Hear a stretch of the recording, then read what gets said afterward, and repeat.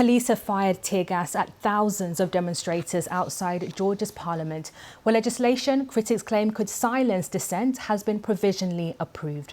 Protesters waved Georgian and EU flags as they tried to block entrances to the building. They say they're defending free speech.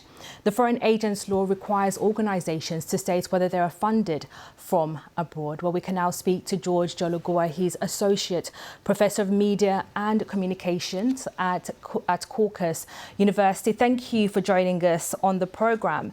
So these demonstrations started out as a protest against this proposed legislation, but they've now grown. Just give us the wider picture of what's happening there in Georgia. Good morning. I'm glad to be with you. The wider picture, just last evening, the President of the European Commission said that Georgia is at the crossroads, and that's exactly the accurate description of what is going on in Tbilisi. There is a feeling that Georgia is on the crossroads, and of course all these protests are a reflection on this shift in Georgian foreign policy, which the ruling party has offered the society. And Georgia really right now is at a crossroads because you have the EU, which is opposed to this legislation. And of course, Georgia has candidate status to join the EU. But Russia, on the other hand, is supporting the government. Just explain to us the position that Georgia finds itself in. There are several important issues about this bill. First, it will oppress the civil society and the free media.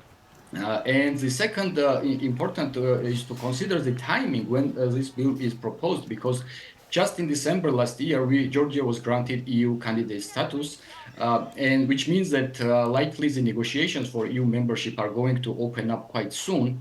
And just in this period, Georgian ruling party proposes a bill which is condemned by all the EU highest officials. I mean, they are very openly and clearly stating that adopting this bill will not bring Georgia closer to Europe, but it will actually take it quite farther from EU membership. And on the other hand, of course, we see statements by Russian officials being quite sympathetic towards this bill, and Russian state media, which is openly praising Georgian government. And of course, this is one of the major reasons of frustration of public, because still this kind of radical shift from the path of European Union integration was not expected, probably.